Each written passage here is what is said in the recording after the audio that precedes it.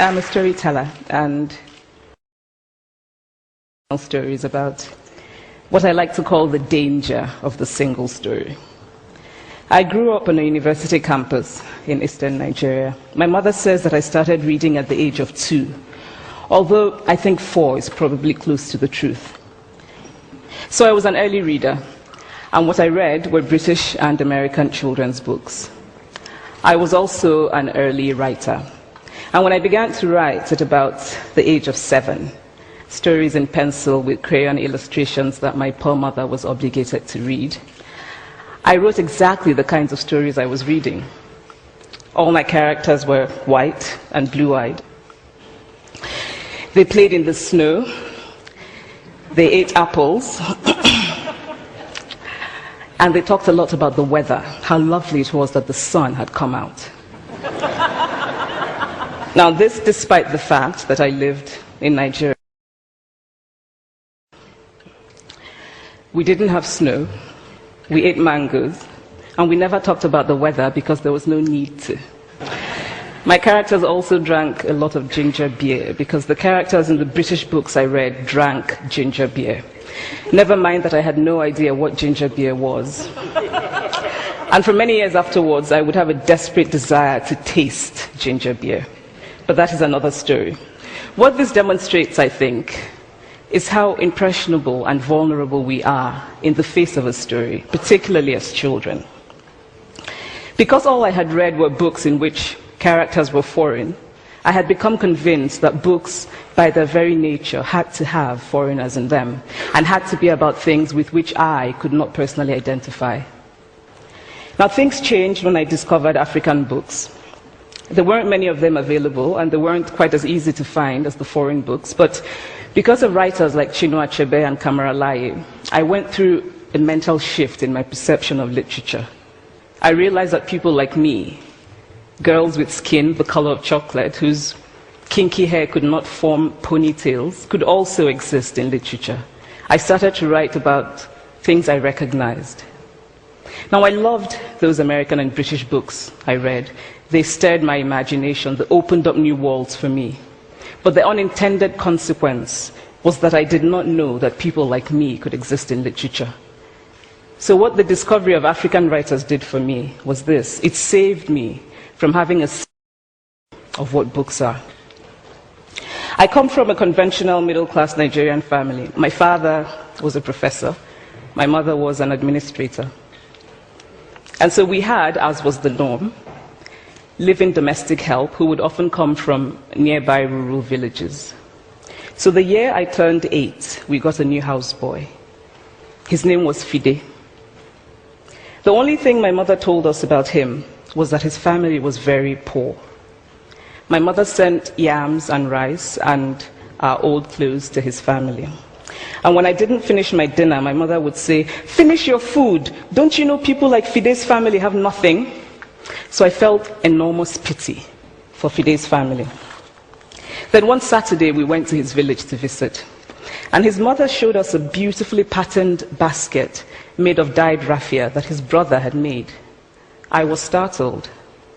It had not occurred to me that anybody in his family could actually make something. All I had heard about them was how poor they were, so that it had become impossible for me to see them as anything else but poor. Their poverty was my single story of them. Years later, I thought about this when I left Nigeria to go to university in the United States. I was 19. My American roommate was shocked by me. She asked where I had learned to speak English so well, and was confused when I said that Nigeria happened to have English as its official language. She asked if she could listen to what she called my tribal music, and was consequently very disappointed when I produced my tape of Mariah Carey. She assumed that I did not know how to use a stove. What struck me was this: she had felt sorry for me even before she saw me. Her default position toward me, as an African, was a kind of patronizing, well-meaning pity. My roommate had a single story of Africa, a single story of catastrophe. In this single story, there was no possibility of Africans being similar to her in any way, no possibility of feelings more complex than pity, no possibility of a connection as human equals. I must say that before I went to the US, I didn't consciously identify as African. But in the US, whenever Africa came up, people turned to me, never mind that I knew nothing about places like Namibia.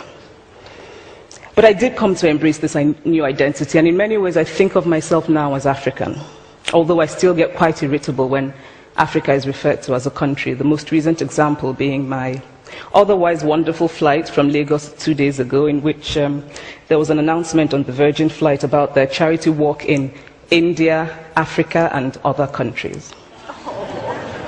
So after I had spent some years in the US as an African, I began to understand my roommate's response to me. If I had not grown up in Nigeria, and if all I knew about Africa were from popular images, I too would think that Africa was a place of beautiful landscapes, beautiful animals, and incomprehensible people fighting senseless wars, dying of poverty and AIDS, unable to speak for themselves, and waiting to be saved by a kind white foreigner. I would see Africans in the same way that I, as a child, had seen Fide's family. This single story of Africa ultimately comes, I think, from Western literature. Now here's a quote from the writing of a London merchant called John Locke, who sailed to West Africa in 1561 and kept a fascinating account of his voyage. After referring to the black Africans as beasts who have no houses, he writes, "They are also people without heads, having their mouths and eyes in their breasts." Now, I've laughed every time I've read this, and one must admire the imagination of John Locke. But what is important about his writing is that it represents the beginning of a tradition of telling African stories in the West, a tradition of sub-Saharan Africa as a place of negatives, of difference, of darkness, of people who, in the words of the wonderful poet Rudyard Kipling, are half devil, half child. And so I began to realize that my American felt her life, seen and heard different versions of this single story. As had a professor who once told me that my novel was not authentically African. Now, I was quite willing to contend that there were a number of things wrong with the novel, that it had failed in a number of places, but I had not quite imagined that it had failed at achieving something called African authenticity. In fact, I did not know what African authenticity was. The professor told me that my characters were too much like him, an educated and middle-class man. My characters drove cars. They were not starving. Therefore, they were not authentically African. But I must quickly add that I too am just as guilty on the question of the single story. A few years ago, I visited Mexico from the US. The political climate in the US at the time was tense, and there were debates going on about immigration. And, as often happens in America, immigration became synonymous with Mexicans. There were endless stories of Mexicans as people who were fleecing the healthcare system, sneaking across the border, being arrested at the border, that sort of thing. I remember walking around on my first day in Guadalajara, watching the people going to work, rolling up tortillas in the marketplace, smoking, laughing. I remember first feeling slight surprise, and then I was overwhelmed with shame. I realized that I had been so immersed in the media coverage of Mexicans that they had become one thing in my mind, the abject immigrant. I had bought into the single story of Mexicans, and I could not have been more ashamed of myself. So that is how to create a single story. Show a people as one thing, as only one thing, over and over again, and that is what they become. It is impossible to talk about the single story without talking about power. There is a word, an Igbo word, that I think about whenever I think about the power structures of the world, and it is nkali. It's a noun that loosely translates to be greater than another, to be greater than another. Like our economic and political walls, stories too are defined by the principle of nkali. How they are told, who tells them, when they are told, how many stories are told, are really dependent on power. Power is the ability not just to tell the story of another person, but to make it the definitive story of that person. The Palestinian poet Mourid Barghouti writes that if you want to dispossess a people, the simplest way to do it is to tell their story and to start with secondly. Start the story with the arrows of the Native Americans and not with the arrival of the British, and you have an entirely different story. Start the story with the failure of the African state and not with the colonial creation of the African state, and you have an entirely different story. I recently spoke at a university where a student told me that it was such a shame that Nigerian men were physical abusers like the father character in my novel. I told him that I had just read a novel called American Psycho, and that it was such a shame that young Americans were serial murderers.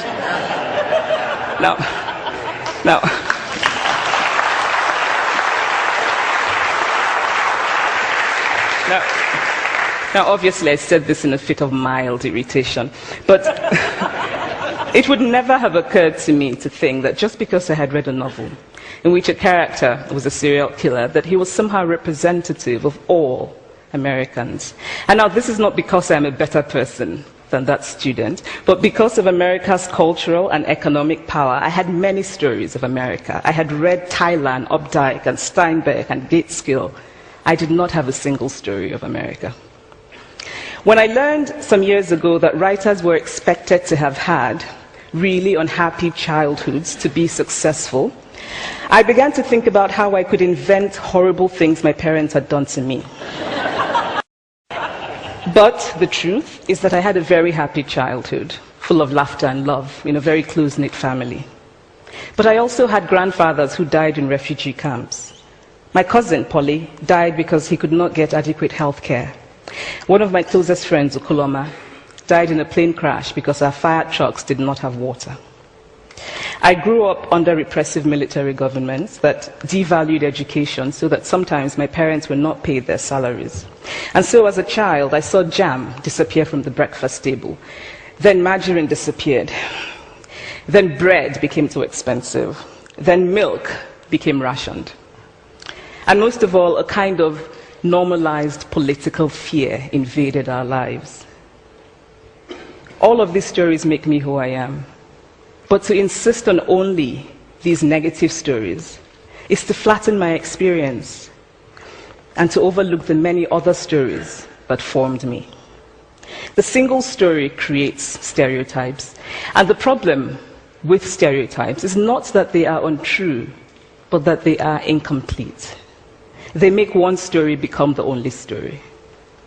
Of course, Africa is a continent full of catastrophes, the immense ones, such as the horrific rapes in Congo, and depressing ones, such as the fact that 5,000 people apply for one job vacancy in Nigeria. But there are other stories that are not about catastrophe, and it is very important, it is just as important to talk about them. I've always felt that it is impossible to engage properly with a place or a person without engaging with all of the stories of that place and that person. The consequence of the single story is this: it robs people of dignity. It makes our recognition of our equal humanity difficult. It emphasizes how we are different rather than how we are similar. So what if before my Mexican trip I had followed the immigration debate from both sides, the US and the Mexican? What if my mother had told us that Fide's family was poor and hardworking? What if we had an African television network that broadcast diverse African stories all over the world, what the Nigerian writer Chinua Achebe calls a balance of stories? What if my roommate knew about my Nigerian publisher, Mukhtar Bakare, a remarkable man who left his job in a bank to follow his dream and start a publishing house? Now, the conventional wisdom was that Nigerians don't read literature. He disagreed. He felt that people who could read would read if you made literature affordable and available to them. Shortly after he published my first novel, I went to a TV station in Lagos to do an interview.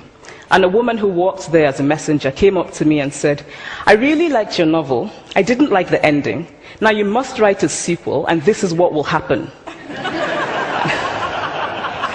And she went on to tell me what to write in the sequel. Now, I was not only charmed, I was very moved. Here was a woman, part of the ordinary masses of Nigerians who are not supposed to be readers. She had not only read the book, but she had taken ownership of it and felt justified in telling me what to write in the sequel. Now, what if my roommate knew about my friend, Fumi Yonda, a fearless woman who hosts a TV show in Lagos and is determined to tell the stories that we prefer to forget?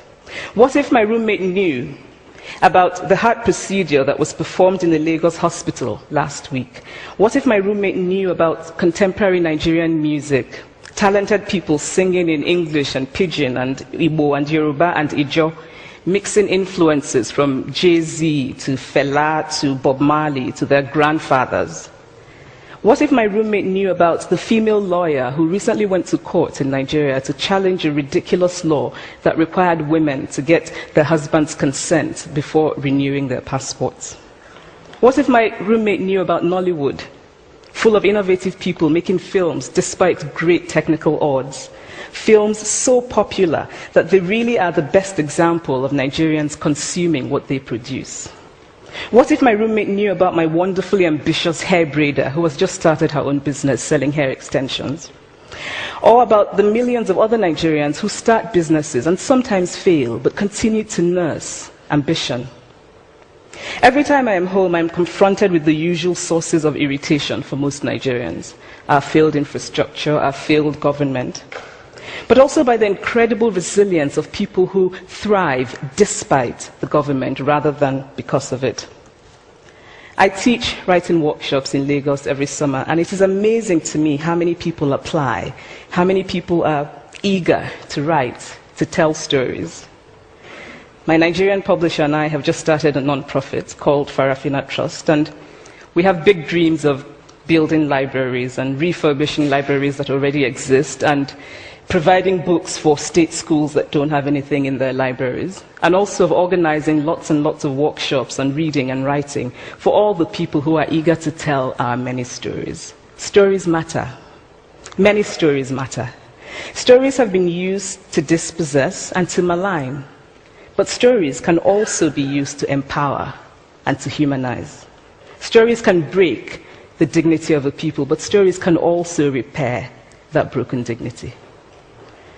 The American writer Alice Walker wrote this about her southern relatives who had moved to the north, and she introduced them to a book about the southern life that they had left behind. They sat around reading the book themselves, listening to me read the book, and the kind of paradise was regained. I would like to end with this thought, that when we reject the single story, when we realize that there is never a single story about any place, we regain a kind of paradise. Thank you.